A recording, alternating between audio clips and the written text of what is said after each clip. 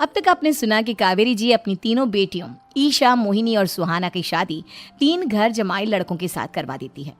उन्हें लगता है कि ये लड़के शायद घर का कामकाज संभाल लेंगे, लेकिन उनके तीनों घर जमाई बहुत आलसी थे।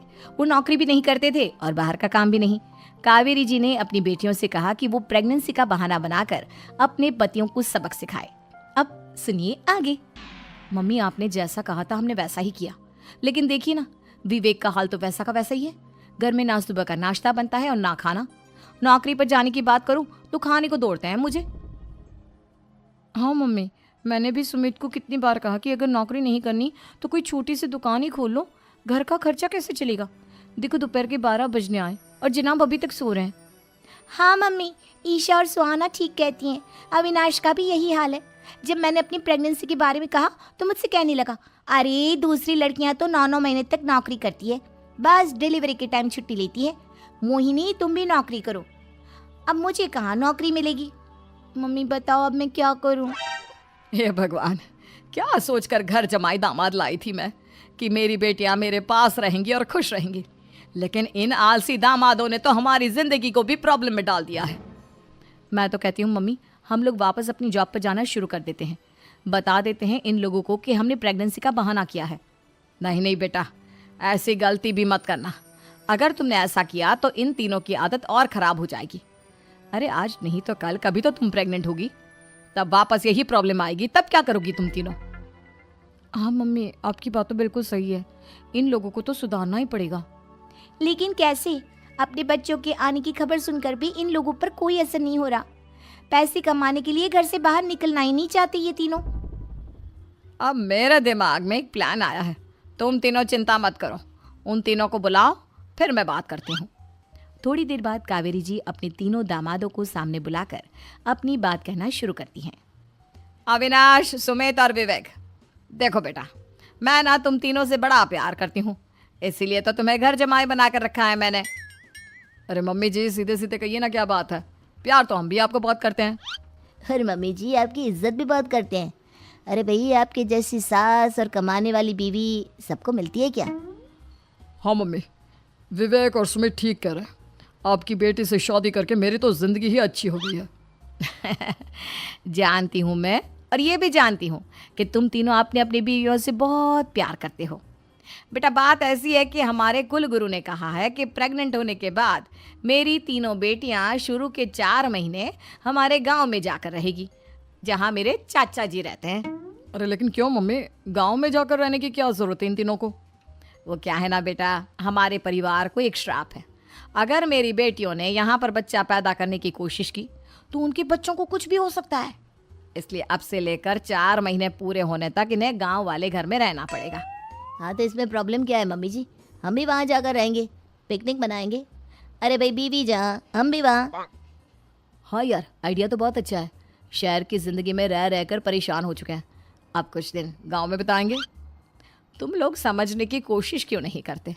तुम में से कोई भी वहाँ नहीं जा सकता, और मैं यहाँ रहूँगी ना तुम तीनों के साथ। 4 महीने की तो बात है, उसके बाद ये तीनों ही लौट कर आ जाएंगी। ठीक है मम्मी जी, अब हमारे बच्चों का सवाल है तो ये तो करना ही पड़ेगा। कावेरी अपनी तीनों बेटियों को कुछ दिन के लिए घर से बाहर कहीं दूसरे शहर में रहने के लिए भेज देती है। कुछ दिनों के बाद, अरे मम्मी जी, बहुत दिन से पिज्ज़ा नहीं खाया, मंगवाइए ना। क्या बताऊं बेटा, पहले तो बेटियां खर्चा दे देती थी क्योंकि उनकी नौकरी थी, लेकिन अब तो मेरे पास पैसे ही नहीं बचे। थोड़े बहुत पैसे हैं जो बच्चों की डिलीवरी में काम आएंगे। लेकिन मम्मी जी, आपकी बेटियों को वापस आने में तो अभी बहुत वक्त बाकी है। वही सोच सोच कर परेशान हो रही हूँ। सोच रही हूँ कल से दूध भी बंद करवा देती हूँ। अब दूध वाले को देने के लिए पैसे भी तो नहीं है ना। अरे नहीं नहीं मम्मी जी, अगर दूध भी बंद करवा दोगी तो मुझे चाय कहाँ से मिलेगी? और चाय के बिना मैं तो मर ही जाऊंगा। क्या करूं बेटा, इसके अलावा हमारे पास कोई ऑप्शन नहीं है।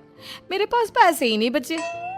इस तरह कावेरी जी धीरे धीरे अपने तीनों दामादों को पैसे देना बंद कर देती हैं और घर में खाने पीने की चीज़ें लाना भी बंद कर देती है।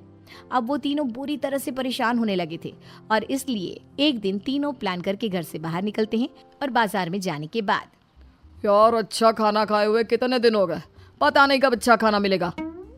हमारी बीवियों के जाने के बाद तो हमारी हालत भिखारियों जैसी हो गई है यार। कुछ भी हो, मुझे तो आज पिज्ज़ा खाना ही खाना है। जेब में 1 रुपया नहीं है और पिज्ज़ा खाएगा, कहाँ से आएंगे पैसे? अरे देख वहाँ सामने बोर्ड पर क्या लिखा हुआ है, कंप्यूटर पर काम करने के लिए एक आदमी की आवश्यकता है। भाई मैं तो जा रहा हूँ, काम करूँगा और शाम तक पैसे लाकर आराम से पिज्ज़ा खाऊंगा। जा जा, तुझे कोई काम नहीं देने वाला, हम तो घर जा रहे हैं। चल भाई सुमित। सुमित और अविनाश वहाँ से चले जाते हैं और विवेक उस कंप्यूटर शॉप पर सारा दिन काम करके 5,000 रुपये कमा कर घर लौट कर आता है और अपने खाने के लिए अच्छी अच्छी चीज़ें भी लेकर आता है।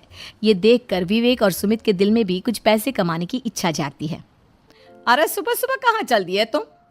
मम्मी जी एक बहुत अच्छी जगह मिली है, कंप्यूटर पर काम करने के 5,000 मिले थे कल मुझे। अगर रोज़ काम करूँगा तो पूरे 40,000 की तनख्वाह। अरे वाह, ये तो बहुत अच्छी बात है दामाद जी, आपको जाना ही चाहिए। सुमित और अविनाश विवेक को इस तरह तरक्की करते देखकर परेशान हो जाते हैं और वो दोनों भी काम की तलाश में निकल पड़ते हैं। धीरे धीरे उन दोनों को भी काम मिल जाता है। अब कावेरी के तीनों दामाद छोटी मोटी नौकरी करके अच्छा पैसा कमाने लगे थे। एक दिन कावेरी उन्हें अपने पास बुलाती है। अरे वाह, विवेक 40,000 कमा लेता है, अविनाश 60,000 और सुमित तुम भी 40,000 के आसपास कमा ही लेते हो। कुल मिलाकर तुम अच्छे खासे पैसे कमा रहे हो बेटा। हाँ मम्मी जी, बहुत मज़ा आता है जब महीने के एंड में मोटी रकम हाथ में आती है। पूछिए मत मम्मी जी, घर में रहकर रोटी बना बना कर और तो जैसा महसूस होने लगा था मुझे तो। हाँ बेटा, तुम तीनों की बात तो बिल्कुल ठीक है। और जानते हो, अब तुम तीनों की पत्नियां भी वापस लौट कर आने वाली है। लेकिन मम्मी जी अभी तो उन्हें गए सिर्फ 2 महीने हुए हैं, आपने तो कहा था वो 4 महीने के बाद लौट कर आएंगी। ऐसा कुछ नहीं है बेटा, मैं सिर्फ तुम तीनों को सबक सिखाना चाहती थी कि आदमी घर में बैठकर बीवी की कमाई खाता हुआ अच्छा नहीं लगता। इस दुनिया में हर इंसान को मेहनत करनी चाहिए, काम करना चाहिए, चाहे वो औरत हो या आदमी, ताकि अपने परिवार को संभाल सके। कावेरी की बात सुनकर उन तीनों को अपनी गलती का एहसास होता है और कावेरी उन्हें सच बता देती है कि ईशा, सुहाना और मोहिनी शहर में ही कहीं दूसरी जगह रह रहे थे। शाम के वक्त उन तीनों की पत्नियां लौट कर आ जाती है और कावेरी जी का परिवार एक खुशहाल परिवार की तरह रहने लगता है।